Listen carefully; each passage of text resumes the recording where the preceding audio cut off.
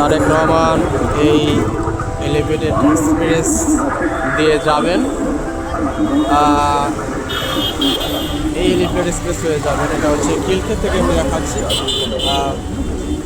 Airport থেকে এদিক থেকে আসবেন, এদিক থেকে আসবেন। আর তাকে একটুখানে দূর থেকে দেখার জন্য বা নিউজ কভার করার জন্য দেখা যাচ্ছে অনেক দূর থেকে সাংবাদিকবৃন্দ তারা এভাবে ক্যামেরা তাক করে আছে।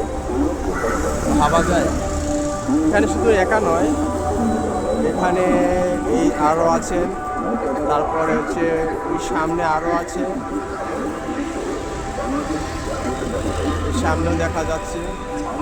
এভাবে হচ্ছে সামনে যত যাবে তত আরও দেখা যাবে প্রেস সাংবাদিকবৃন্দ তারা এখানে দাঁড়িয়ে আছে।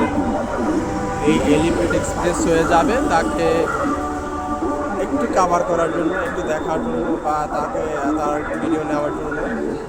তার বহন গাড়ি দেখতে পাবে কিনা আমার সন্দেহ আছে, কারণ হচ্ছে এখান থেকে এলিভেটেড এক্সপ্রেস অনেক দূর দেখা যাচ্ছে।